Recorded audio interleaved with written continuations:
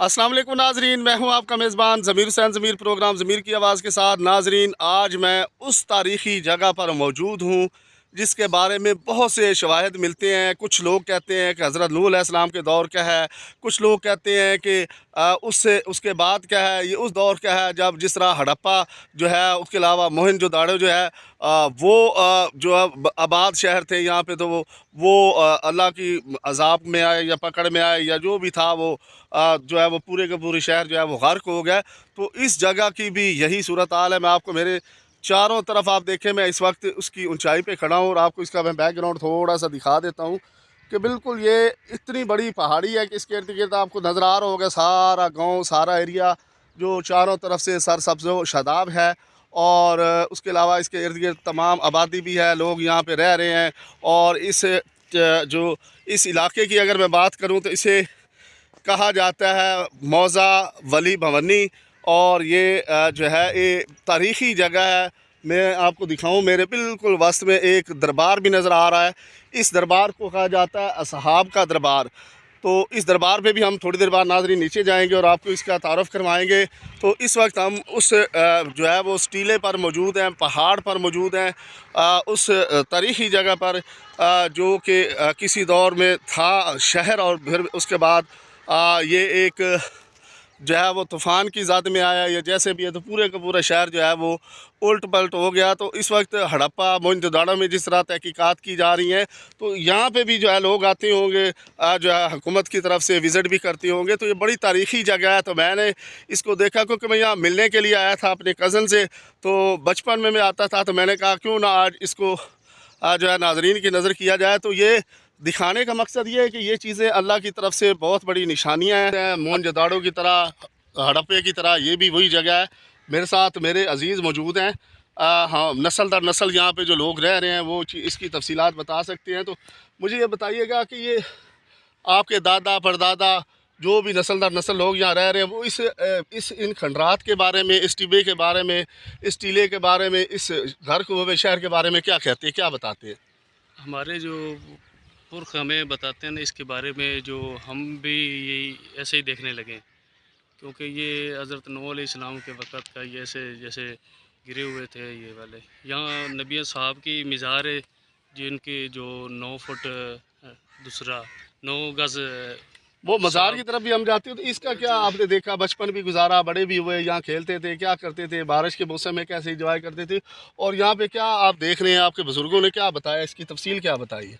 उन्होंने भी यही कहा कि हम भी इस जगह को इसी तरीके देखते आए हैं जैसे हमने इसको देखा है।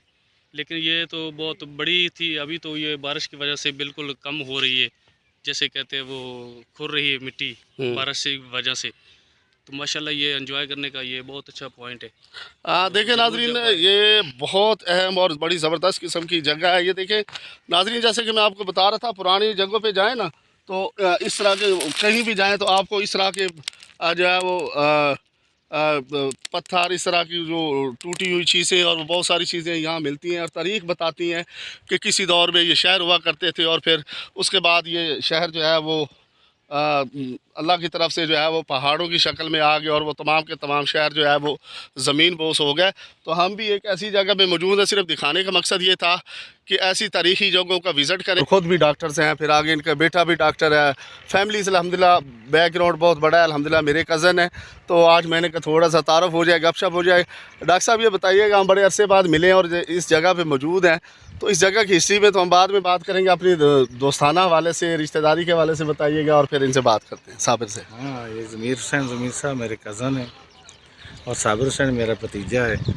तो ये हमारे पास मिलने के लिए आए हैं, विज़िट करने के लिए आए हैं। और हमारे गांव में एक टीला बड़ा खूबसूरत है और साथ दरिया बह रहा है और एक दरबार भी है साथ, जो 9 गज़ लंबा है।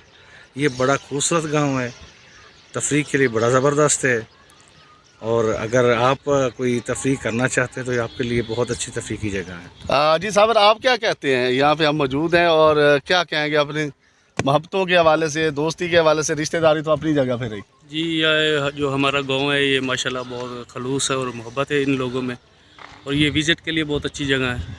और ये बड़ी तारीख़ी जगह है। यहाँ पे जो है कहा जाता है कि ये नबी के सहाब हैं اور آئے ناظرین ہم یہاں انٹر ہوتے ہیں اور پھر دیکھتے ہیں، ان کے بارے میں پوچھتے بھی ہیں کہ کتنی جو ہے اس میں تحقیقات کیا ہیں اور ریسرچ کیا کہتی ہے، اور پھر یہ بزرگوں کے بارے میں کیا کہا جاتا ہے۔ جی ناظرین اب ہم دربار کے اندر جائیں گے اور یہ دروازہ کھولا جا رہا ہے اور اب ہم اندر انٹر ہو رہے ہیں۔ اس کی لائٹ ہے تو جلا دیں۔ جی ناظرین یہ دیکھیں، دروازے سے انٹر ہونے کے لیے تھوڑا جھک کر جو ہے وہ انٹر ہونا پڑتا ہے۔ یہاں سے ہم انٹر ہو چکے ہیں اور یہ السلام علیکم یا اہل القبور، اور یہ ہم اندر آ چکے ہیں ناظرین۔ یہ جو ہے یہ سر والی جگہ ہے اور یہ ہم اس قبر مبارک کو جو ہے وہ دیکھتے ہوئے آگے بڑھ رہے ہیں۔ یہ دیکھیں ناظرین، الحمدللہ یہ کتنی بڑی سعادت کی بات ہے کہ جو ہے قبر مبارک کے اندر ہم اس ساری چیز کو دیکھتے ہوئے آگے بڑھ رہے ہیں۔ اور ناظرین یہ دیکھیں ہم یہاں آخر میں پاؤں کی سائڈ پہ پہنچ چکے ہیں، اور یہاں سے دیکھیں کتنی لمبائی ہے اس کی، کتنا لمبا ہے ماشاءاللہ۔ یہ بزرگ تھے اللہ کے جن کے دربار شریف میں ہم اندر موجود ہیں اور جنہیں کہا جاتا ہے اصحاب نبی۔ تو اب ہم جو ہے اس کی تفصیل کی طرف آگے بڑھتے ہیں۔ تو یہ دیکھیں ناظرین ہم ساتھ ساتھ چل رہے ہیں، کیونکہ یہاں پہ روشنی نہیں ہے، بجلی نہیں ہے میرا خیال، جس وجہ سے یہاں پہ اندھیرا ہے، اور یہ پہلا دروازہ کھلا ہے تو یہاں پہ روشنی نظر آ رہی ہے اور ہم لوگ یہاں پہ موجود ہیں۔